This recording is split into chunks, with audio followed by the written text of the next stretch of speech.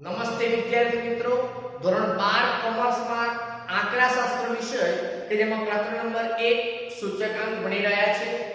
આ પ્રકરણમાં આપણે છેલ્લા વિડિયો લેક્ચરમાં ભાવનો સામાન્ય સૂચકાંક કેવી રીતે શોધી શકાય એના સૂત્ર વિશે સમજૂતી મેળવેલી હતી. એ જ માહિતીને સમજૂતીને ફરી રિવાઇઝ કરી એનો પ્રેક્ટિકલ દાખલો સમજીશું. તો ભાવનો સામાન્ય સૂચકાંક શોધવા માટે બે અલગ અલગ પરિસ્થિતિ, બે અલગ અલગ સ્થિતિનું નિર્માણ થઈ શકે છે. એક કે જ્યારે તમને વર્ષો બે આપ્યા હોય અને વસ્તુઓ વધારે આપી છે, તો તે વખતે તમારે ભાવનો સામાન્ય સૂચકાંક શોધવા માટે ભાવ સાપેક્ષનો સરવાળો લેવાનો રહેશે. ભાવ સાપેક્ષ એટલે P1/P0 અને એનો સરવાળો એટલે C.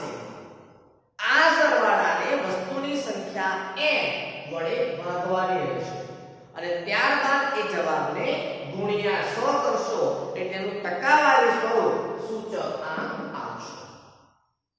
પણ માની લો કે વર્ષ 2 કરતા વધારે છે અને વસ્તુઓ પણ વધારે છે, એટલે કે ધ્યાન રાખજો બંને સ્થિતિમાં વસ્તુ તો વધારે જ હોવાની છે. તમારે ફોકસ કરવાનું છે વર્ષ 2 છે કે વધારે. 2 હોય તો ભાવ સાપેક્ષ માટે દાખલો ગણવાનો, અને જો વસ્તુઓ વધારે હશે, વર્ષ વધારે હશે, તો તમારે ભાવનો સામાન્ય સૂચકાંક શોધવા માટે સિગ્મા i એટલે કે સૂચકાંકનો જ સરવાળો લઈ લેવાનો છે ભાગ્યા n એટલે કે વસ્તુઓની સંખ્યા. તો આ જ બાબતને સમજવા માટે આપણે જોઈએ ઉદાહરણ નંબર 6 જે પેજ નંબર 12 પર તમને આપેલું છે. ઉદાહરણ નંબર 1, 3, 4 અને 5 જોયા બાદ હવે કન્ટિન્યુટી લે એટલે આપણે પહેલા 6 અને 7 જોઈ લઈશું, પછી આપણે ઉદાહરણ નંબર 2 જે બાકી છે એની ચર્ચા કરીશું. તો ઉદાહરણ નંબર 6 પેજ નંબર 12 પર સમજીએ. એક ફ્લોર મિલમાં 3 ધાન્ય ઘઉં, બાજરી અને ચણાના લોટના વર્ષ 11 થી 15 સુધીના વેચાણ અંગેની માહિતી નીચે મુજબ આપેલી છે. આ માહિતી પરથી સાદી સરેરાશનો ઉપયોગ કરી નંબર 1 અચળ આધારની રીતે કે જેમાં આધાર વર્ષ 2011 લેવાનો છે, અને પારંપરિક આધારની રીતે વેચાણના સામાન્ય સૂચકાંકની ગણતરી કરો. શબ્દ શું આવે જુઓ, સામાન્ય સૂચકાંક. અહીંયા મેં ભાવ શબ્દ લખ્યો છે, આમાં આપણને વેચાણ આપ્યું છે કારણ કે માહિતી તરીકે, કિંમત તરીકે વેચાણ છે. આપણે સૂત્ર એ રીતે મૂકીશું. એટલે આપણે બંને સૂચકાંક શોધવાના છે, બંને રીતે શોધવાના છે, અચળ આધારે અને પારંપરિક આધારે. અને ધ્યાન રાખજો વસ્તુઓ વધારે છે અને વર્ષ પણ કેવા દેખાય છે જુઓ, વસ્તુ તો વધારે રહેવાની છે. ઘઉં, ચણા અને બાજરીની વાત છે, જે વસ્તુઓ વધી ગઈ, અને વર્ષ પણ જુઓ 2011 થી 15 વધારે થયા ને. કોષ્ટક જુઓ એટલે ખ્યાલ આવશે. તો વર્ષ પણ વધારે છે અને વસ્તુઓ પણ વધારે છે. તો વર્ષ વધારે હોય તો આપણે સિગ્મા i/n કરવું પડશે, અને એના માટે કોષ્ટકની રચના કંઈક આ રીતે થશે. ખાસ ધ્યાન રાખજો, મેં કોષ્ટક બનાવી રાખ્યું છે કારણ કે કોષ્ટક બનાવવામાં સમય ન બગડે એટલા માટે. તમારે કોષ્ટક બનાવવાનું હોય તો તમારે વિડિયો સ્ટોપ કરી લેવાનો અને આ રીતના કોલમ્સ તૈયાર કરવાના છે. એક પેજમાં આવી જવું જોઈએ, આવી જાય છે. અને પહેલા પણ કહ્યું છે રાશિઓ આપણે વાપરી લેવાનો છે. 11મા ના વિદ્યાર્થીઓને વારંવાર કહેવું પડે, તમને કહેવાની જરૂર છે નહીં, બરાબર. તો પહેલું આપણું કોલમ હશે વર્ષ અને ધાન્ય લોટ બંને ભેગું, કે જેમાં વર્ષ આડી રીતે દર્શાવ્યું છે, બરાબર. આલેખની વાત કરીએ તો x અક્ષ પર અને ધાન્ય લોટ y અક્ષ પર ઊભી સ્વરૂપમાં દર્શાવ્યું છે. વર્ષ આપણને આપે છે 11, 12, 13, 14, 15, જેમાં 11 નું કોલમ નાનું બનાવવાનું, બરાબર છે.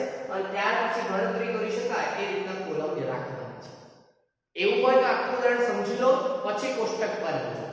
ત્યારબાદ ઘઉંનો લોટ, બાજરીનો લોટ અને ચણાનો લોટ કે જે માહિતી આપી છે એના આપણે સૂચકાંક શોધવા માટે ખાના પાડ્યા છે. બે રીતે બનાવવાના છે, અચળ આધારે અને પારંપરિક આધારે. એટલે એક જ પેજ પર ઉપર નીચે આવી જશે આ રીતે.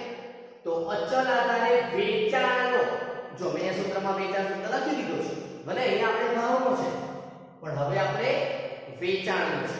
તો વેચાણનો સામાન્ય સૂચકાંક સૂત્ર ખબર જ છે, ચાલુ વર્ષનું વેચાણ છેદમાં આધાર વસ્તુનું વેચાણ ગુણ્યા 100 અને પરંપરાગત આધારે વેચાણનો સામાન્ય સૂચકાંકનું સૂત્ર ચાલુ વર્ષનું વેચાણ છેદમાં અગાઉના વર્ષનું વેચાણ ગુણ્યા 100.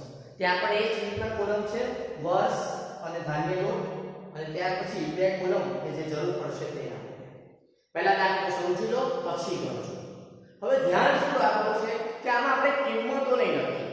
જે અત્યાર સુધી આપણે લખતા હતા ને કે વર્ષ અને પછી બાજુમાં ભાવ લખતા હતા, ઉત્પાદન લખતા હતા, ખરીદી લખી હતી, એવું આમાં વેચાણ નહીં લખી. સીધી ગણતરી જ કરીશું.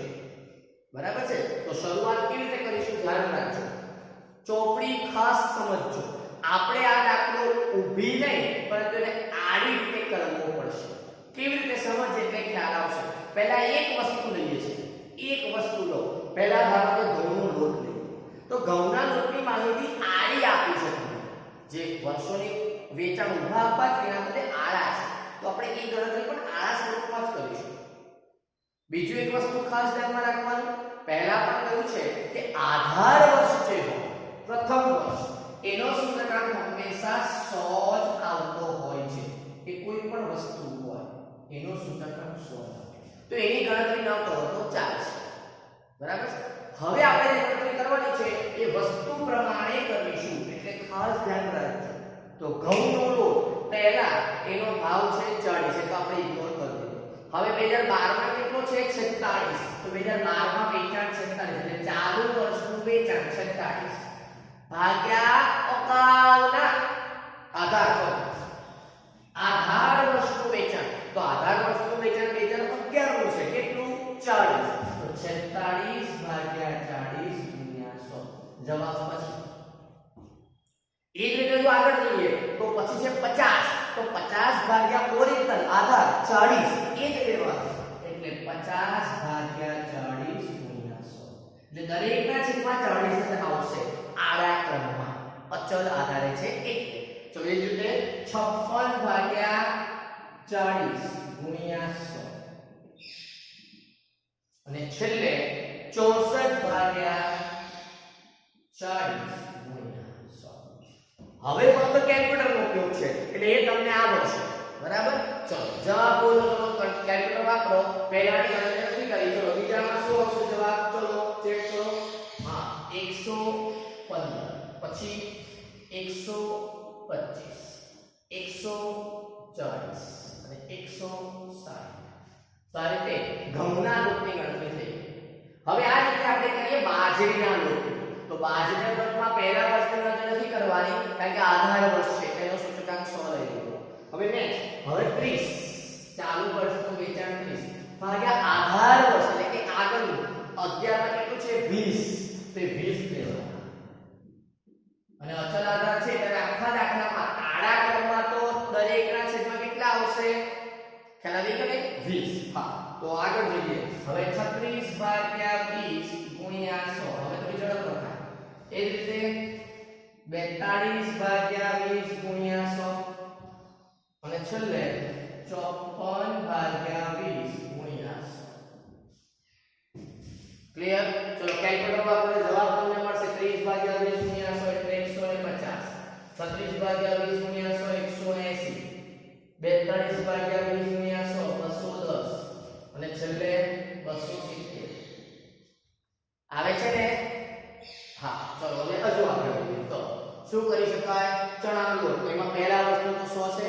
હવે નેક્સ્ટ પછી શું છે 64 ભાવ છે અને 11 નો ભાવ છે 50. તો 64 ભાગ્યા 50 ગુણ્યા 100 ત્યાર પછી 80 ભાગ્યા 50 દરેકના છેદમાં 50 જ આવશે. પછી 96 ભાગ્યા 50 અને છેલ્લે 112 ભાગ્યા 50 ગુણ્યા 100. ચલો હવે કેલ્ક્યુલેટર નો ઉપયોગ કરી જવાબ શોધીએ. 64 ભાગ્યા 50 ગુણ્યા 100 કેટલો આવે છે 128. પછી અહીંયા આગળ 160 યસ અહીંયા આગળ 192 અને છેલ્લે 224 આવી ગયું. ચાલો હવે શું કરવાનું? તો કે હવે આપણું સૂત્ર શું હતું જુઓ. સામાન્ય સૂચકાંક વર્ષ વધારે છે તો સૂચકાંકનું સૂત્ર શું છે? સામાન્ય સૂચકાંકનું સિગ્મા i. સિગ્મા એટલે i નો સરવાળો, સૂચકાંકનો સરવાળો. તો આપણે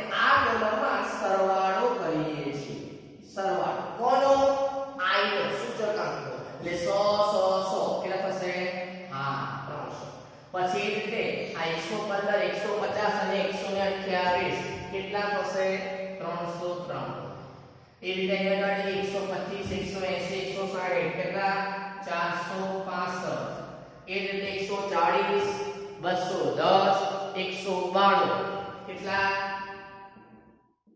543 અને છેલ્લે 654 આ સરવાળો આવી ગયો હવે સરવાળાને શું કરવાનું તો કે n એટલે કે વસ્તુઓની સંખ્યા વડે ભાગવાનું તો આપણે લખીએ છીએ કે વેચાણનો સામાન્ય સૂચકાંક આપણો જવાબ આવશે ખરેખર કેવી રીતે આવશે તો કે 300 ભાગ્યા 3 વસ્તુઓની સંખ્યા કે 1 2 3 વસ્તુઓ છે તો 300 ભાગ્યા 3 એટલે કેટલા 100 અહીંયા છે 303 એના ભાગ્યા પણ 3 તો કેટલા આવશે 131 આવે છે ચેક કરજો પછી 465 ભાગ્યા 3 કેટલા આવશે 155 હા પછી 542 ભાગ્યા 3 180.67 અને છેલ્લે 656 ભાગ્યા 3 કેટલા આવે છે 251 ઓકે તો આ રીતે વેચાણનો આપણે સામાન્ય સૂચકાંક શોધ્યો અચળ આધારે બરાબર હવે આ જ વસ્તુ કેવી શોધવાની છે હા પારંપરિક આધારે કે જેમાં ચાલુ વર્ષનો ભાવ છેદમાં અગાઉના વર્ષનું વેચાણ ગુણ્યા 100 ચલો ફરી બોલવાના આ મેથડ બનાવી દીધા હવે ફરીથી ઘઉંનો આધાર વર્ષનો સૂચકાંક તો હંમેશા કેટલો લેવાય 100 ચલો હવે 2012 નો ભાવ કેટલો છે 2012 નું વેચાણ તો કે 46 ભાગ્યા 2011 નું કેટલું છે જુઓ ચોપડીમાં 40 ગુણ્યા 100 હવે આગળ 2013 નું વેચાણ કેટલું તો કે 50 ભાગ્યા 2012 નું વેચાણ જોવાનું છે એ આગળનું જોજો એટલા 46 આવશે આવે છે હા જે અહીંયા અંશ છે ને એ છેદ બનતો જાય ધ્યાન રાખવાનું આવું પછી 2014 માં 56 છે અંશમાં એનો 56 જ આવશે પણ છેદમાં આવ્યા 50 આવી જશે આવશે ને એટલે 14 માટે 13 અગાઉનું વર્ષ કહેવાય તો 13 નું વેચાણ છે 50 ગુણ્યા 100 એ રીતે 2015 માં 64 ભાગ્યા હા 56 ગુણ્યા 100 ઓકે ક્લિયર થાય છે ને ચલો હવે આ કેલ્ક્યુલેટર વાપરીને આ જવાબો શોધી કાઢીએ ચલો આનો જવાબ કેટલો આવે છે 115 પછી આનો જવાબ આવે છે 108.70 આનો 112 અને છેલ્લે 114.29 આવ્યો ઓકે ચલો નેક્સ્ટ બાજરી બોલો એનો અચળ આધાર હોય કે પારંપરિક આધાર પ્રથમ વર્ષનો સૂચકાંક તો કેટલો થાય છે 100 હવે આગળ વધીએ શું કરીશું તો કે 46 ભાગ્યા આની આગળ અગાઉ સોરી 46 ક્યાંથી લેવું આના માટે બાજુમાં 30 છે ને 30 ભાગ્યા 20 ગુણ્યા 100 એમ કે 30 માટે અગાઉનું વર્ષ 20 થાય ને ચોપડી જરા ધ્યાન દેજો તો કે ખ્યાલ આવતો રહેશે ચલો પછી આગળ શું કરીશું હવે 2013 માટે 36 છે તો એ 36 લખાય છેદમાં શું લખાય 30 લખાશે ગુણ્યા 100 એ જ રીતે અહીંયા આગળ 2014 નું વેચાણ છે 42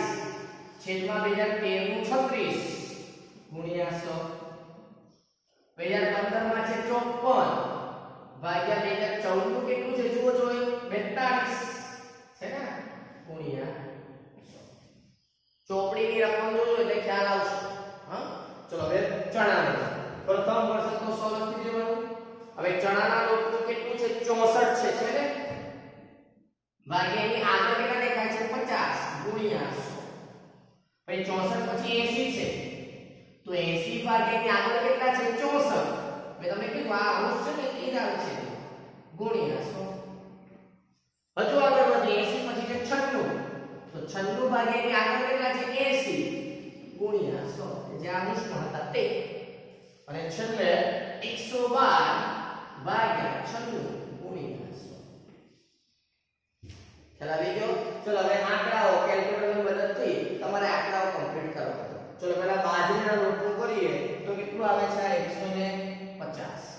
પછી 120, પછી 116.67 અને છેલ્લે 128.57 આવી ગયું. ચલો હવે એના પછી ચણાના લોટ કરીએ તો 64/50 ગુણ્યા 100 128. ચલો 80/64 ગુણ્યા 100 કેટલા 125. 96/80 ગુણ્યા 100 120 અને 112/96 ગુણ્યા 100 116.67. તો આ રીતે તમારા સૂચકાંક પરંપરાગત આધારે આવે. પણ આ તો જે તે વસ્તુના વર્ષ પ્રમાણે આપણે સામાન્ય શોધવાનું છે. તો અહીં આપણે શું કરીશું સરવાળો. ચલો આનો સરવાળો 300 થયો. આનો સરવાળો કરશો તો 393 શું થાય છે. આનો કરશો 353.7. ત્યાર પછી 348.67 અને છેલ્લે 359.53. ઓકે, તો આ રીતેના સરવાળા થયા. હવે લખીશું વેચાણનો સામાન્ય સૂચકાંક, જેના માટે સરવાળાને વસ્તુની સંખ્યા 1 2 3 વડે ભાગી નાખવાનો. તો 300/3 એટલે 100, 393/3 એટલે 131,000. બરાબર છે. ચલો એ રીતે અહીં આગળ વધીએ. 353.7/3 કેટલો આવે છે 117.90. 348.67/3 કરો 116.22 અને છેલ્લે 359.53/3 એટલે આવશે 119.84. ખ્યાલ આવી ગયો. તો આ રીતે તમે અચલ આધાર અને પરંપરાગત આધારે વેચાણનો સામાન્ય સૂચકાંક શોધી શકો છો. પરીક્ષામાં આટલો મોટો દાખલો આવે તો હા 5 માર્ક માટે આવે તો બરાબર છે. અને કદાચ જો 3 માર્ક્સ માટે પૂછવો હોય તો તમને કાં તો અચલ પૂછે કાં તો આ જ વસ્તુને પારંપરિક પૂછે. એટલે તૈયાર રહેવાનું છે. અઘરી વસ્તુ નથી, કાળજી રાખશો એટલે તમને ખ્યાલ આવશે. તો એક વખત ધ્યાનથી જોઈ લો, પછી આપણે નેક્સ્ટ ઉદાહરણ કરીએ.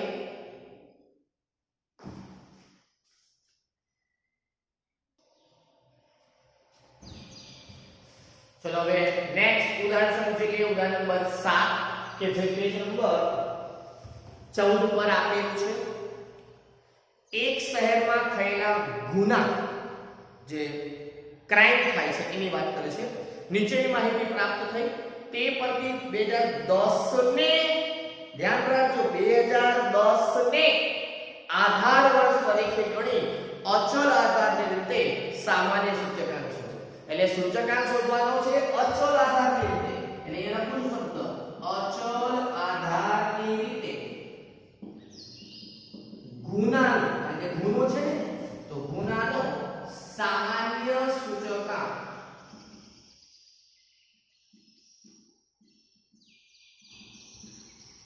બરાબર. સૂત્ર શું આવશે તો કે અચલ આધારે તે ગણા સામાન્ય સૂચકાંક બરાબર ચાલુ વર્ષનો ગુનો છેદમાં આધાર વર્ષ નો ગુનો ગુણ્યા 100. ધ્યાન રાખજો હવે અચલ આધાર તરીકે આધાર વર્ષ કેવું લેવાનું છે 2010 કે જે ખરેખર છેલ્લું છે. કયું છે છેલ્લું. એટલે આ વખતે અચલ આધાર છેલ્લું વર્ષ છે કે જેનો સૂચકાંક આપણે 100 આવશે. બરાબર. તો આગળ ગણતરી કરવી પડશે. સમજીશું એટલે વધારે ક્લિયર થશે. તો જોઈએ વર્ગ 7 8 9 અને 10. સૌથી પહેલું છે ખૂન. તો આપણે પહેલા આડી ગણતરી કરી નાખીએ. તો ખૂનની વાત કરીએ તો ચાલુ વર્ષનો તો કે 110 ભાગ્યા આધાર વર્ષનો, આધાર વર્ષ 2010 એટલે એ લાઈનમાં છેલ્લું કોલમ જોવાનું 129 હા ગુણ્યા 100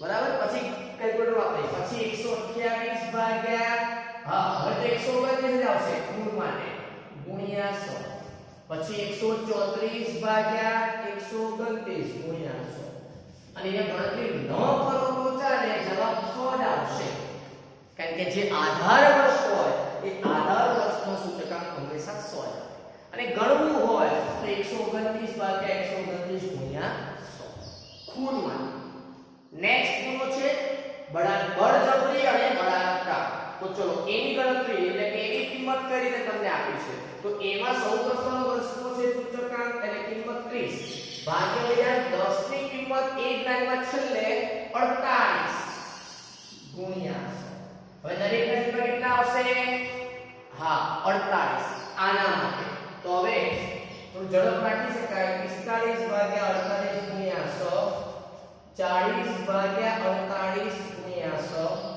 અને લખવું હોય તો 48 ભાગ્યા 48 ગુણ્યા 100 બાકી ન લખો તો ચાલે આધાર વર્ષ છે એટલે સૂચકાંક 100 જ આવશે ચલો નેક્સ્ટ રૂટની વાત કરીએ તો 610 ભાગ્યા છેલ્લે કેટલા છે 830 ગુણ્યા 100 720 ભાગ્યા 830 ગુણ્યા 100 770 ભાગ્યા 830 ગુણ્યા 100 અને છેલ્લે તો જવાબ જ પોતે 100 આપી જશે છેલ્લું છે મિલકતની ચોરી 2450 ભાગ્યા છેલ્લો વર્ષનો આંકડો લેવાનો છે 2890 ગુણ્યા 100 2630 ભાગ્યા 2890 ગુણ્યા 100 2910 ભાગ્યા 2890 ગુણ્યા 100 અને એનો જવાબ પોતે જ 100 આવશે ક્લિયર સો હવે કેલ્ક્યુલેટર વાપરો એટલે ધીમે ધીમે જવાબો આવતા જશે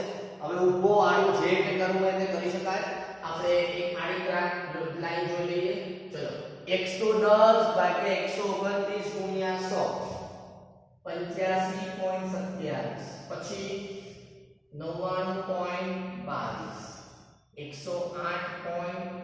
103